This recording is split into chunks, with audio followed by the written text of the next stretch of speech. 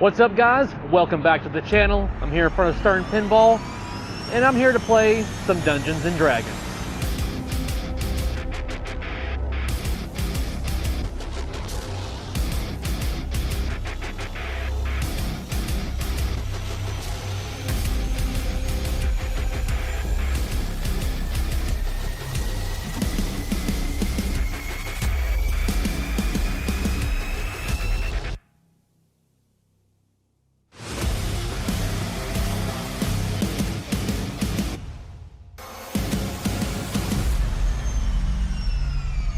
At the end of 2024, Stern Pinball revealed their next cornerstone would be Dungeons & Dragons, and with the title alone, the feedback was mixed at best.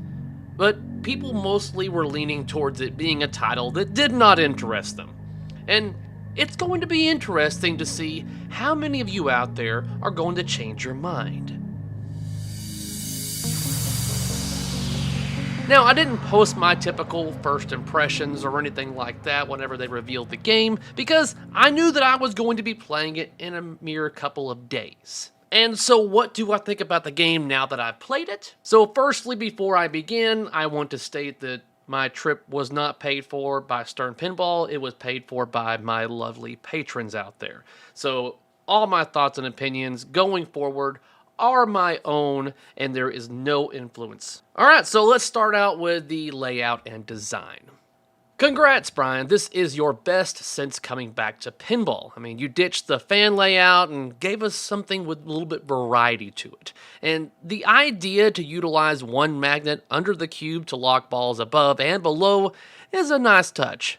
And you got multiple flippers on your upper flipper shot, including a repeatable loop, which is something that always speaks to me. Now, I was worried about the saucer on the left at first. I assumed it would do very little, kind of like the one on Stranger Things, but this actually launches the ball to the far right to set up a shot with the upper right flipper. Now, you have a cluster of shots in the middle. Now, hitting them is easy, but hitting the ones that you actually want to hit is going to take you a little time to narrow down where they're at on the flipper. Now, of course, what brings the attention to this game is the giant dragon. I mean, this mech is pretty cool. I mean, it serves multiple purposes. It looks badass, it blocks your shots, and it's a bash toy. I mean, him blocking your shots may be aggravating at first, but I feel this adds to the game. I mean, do you think a dragon is just going to let you do what you want and hit the shots that you want? I don't think it should, so definitely I do give them kudos for this particular mech. Now, hopefully they work a little bit more on the code when it comes to the ball searching and the balls getting stuck underneath the dragon or within the dragon. We did have a couple of moments of that, but they stated that obviously the code is at 0.80 to 0.82, somewhere around there, and little things like that will get worked out. The game is very approachable, and it seemed to be a bit of a long player after we got some of the shots down. And I think Brian really wanted to utilize every part of this game. But there is this one particular shot underneath your upper right flipper that will feed back down to the right side. I'm going to say the right side, not your right flipper, because the speed at which it goes in there will determine where it might go, because it's basically just going to throw it into chaos. It's going to go down there and probably bounce around in the out lane area. You could lose it, or it could feed safely to your in lane, or bounce off the top of your slingshot. It's a little chaos. I'm hoping that there better be a big, I guess, reward when using that particular shot. I don't know enough about the code to really know why you would want to go over there just yet, but it needs to be good, because otherwise I don't want to utilize it, because it's just going to purposefully basically throw my ball into chaos. Now, the three targets underneath your dragon are not going to be as dangerous as I initially thought they might be. The way they're offset kind of gives it, the ball is going to be a little chaos, but it's not going to be a ricochet and shot right back down the middle like you experienced on Galactic Tank Force. Not to mention you have the chance of the dragon being in the way anyways, so you're going to probably have to hit him a time or two to get him to raise his damn head up so you can actually hit the targets. Now overall, I think Eddie has done very well on this theme. Was there a wow moment for me? Like, no, but that's subjective on pretty much everything that I'm saying right now. It's like, so was there a moment where I made a particular shot or the machine did something that made me go, whoa, that's cool? No, I didn't get that experience, but the machine overall was enjoyable to play. So let's talk about the code. Now, Dwight has stated that this is his deepest rule set ever, and you can tell that he has a lot of passion behind this game. But I mean, he has passion behind every game that he does, but there's just something special about this that I think is even more emotional to him. And perhaps that has something to do with him co-writing the story for this game. Which brings me to my main point. This is supposed to be a journey. A game of exploration. I mean, like taking different routes within the code to get a different result because of the decisions that you made along the way. Now, while this isn't going to be for a lot of people, that's why I feel like this game was marketed towards the home buyers. But, you know, that's the majority of the market anyway, so there is that. But it's not to say that locations won't benefit from this, because it's going to give this game a high replayability rate due to the fact that the game will change every 7 days. I say change because it's basically just going to take things that you know and put them in a different orientation. So you're not always going to be going, it's not linear. So that gives you the ability to experience the game differently. And something else to note is that this is built into the code. There isn't going to be something that Stern has to do on their end to change the game. This is not going to be the John Wick experience where contracts are, oh, we're doing contracts, here's your contract, and then eventually you just stop seeing contracts. This is going to be something that's going to be continuous, even if you're not online. But if that's something that you don't want, you want the ability to experience the same thing that you started with, then that's perfectly an option for you. You can choose to play a continuance from your previous save point, or you can choose the option for one-shotted whenever you select your character. And for them, in this game, they say one-shotted because it's not going from your progress, it's not going to save your progress, which I don't feel is the correct terminology to use for this, because I look at one-shotted as being like you've only got one ball, and once you lose that ball, your game is over, and no returns, no ball save or anything like that. I would consider that one-shotted. Whereas I think what they're talking about should be considered hardcore mode. You see this on like your Diablos, your World of Warcraft, and even the game I'm playing now, Path of Exiles 2. There's a hardcore mode, which you play, but when you die, your character is dead kind of thing. It's game over. You cannot progress any further than that, which I will never play that on a video game RPG. But when it comes to pinball, if you want to do what they call one-shotted, or what I would suggest they change to hardcore, then that is always an option for you. So when it comes to the visuals on screen, they're good. I mean, they're not like, amazing, but they're not bad. But it's like perfectly fine for the theme. Now, when it comes to audio, it's Jerry Thompson, so I have no doubts that this is going to be great, but I can't really give you a lot of feedback on that because there was a lot of noise in the room. But from what I could hear, at least within the callouts look to be top-notch.